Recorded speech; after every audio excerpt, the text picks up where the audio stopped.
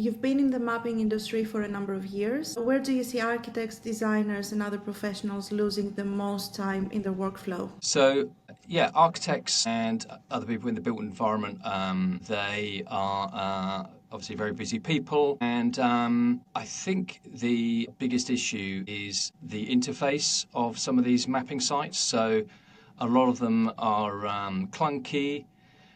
They've got too many drop-down menus and steps, confusing tools, and I think there's a lot of time wasted in terms of trying to work out how to get the shape that they want and whatever map type they want quickly can be difficult. And for busy professionals, if they're getting multiple maps for multiple projects, the wasted time can build up and compound quite quickly. What kinds of tools or interface issues do you see creating friction for professionals across the built environment? So again, it's a clunk interface. So with a lot of mapping sites, you may have 6 steps instead of, say, 3 to order and download a mapping. So some sites get the user to register using a very long form, to search, preview, and select an area.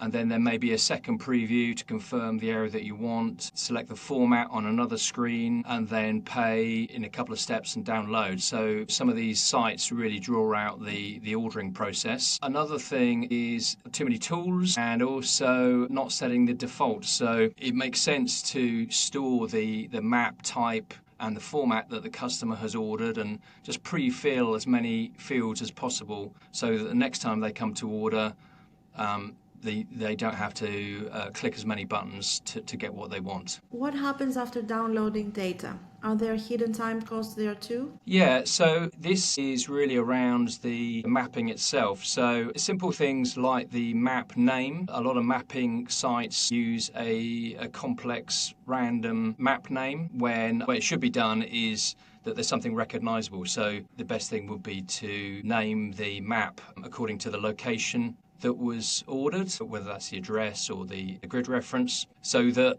over time, if the customer's downloading hundreds of maps, and especially working in a team, they can actually tell which map from which map. It sounds a small thing, but it can get very frustrating if they can't tell which map was for what project.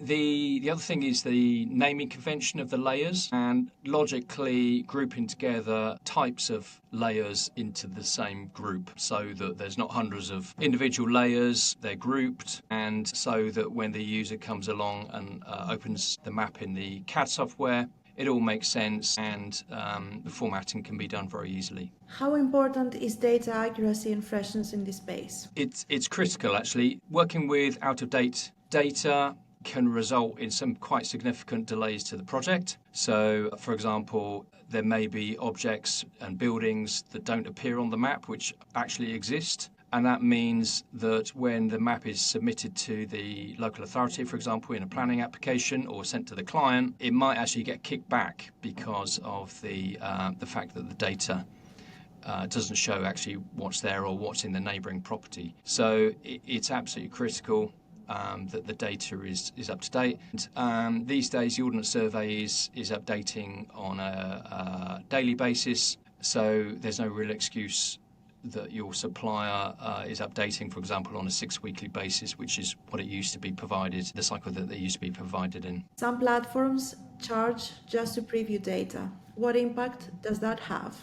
So it becomes a major point of friction and frustration as well. So for the architect or surveyor wanting to preview an area and they're suddenly hit with charges, it may mean that they don't preview everything they want to preview. Maybe they just preview a small area when in fact they're purchasing a large area. And it's kind of a large point of frustration because one could argue that just previewing the map with the intention of buying, that should be free. So it discourages exploration and slows down the initial stages of just looking at the map before purchasing. So it's not great practice. Support always seems like a minor detail until it isn't. What's your take on support for professionals in this space? So again, really important to the client. When something breaks or something is unclear, there's nothing more frustrating than being presented with a bot or a set of FAQs instead of being able to talk to a human being. So it's something that's very important to the customer, and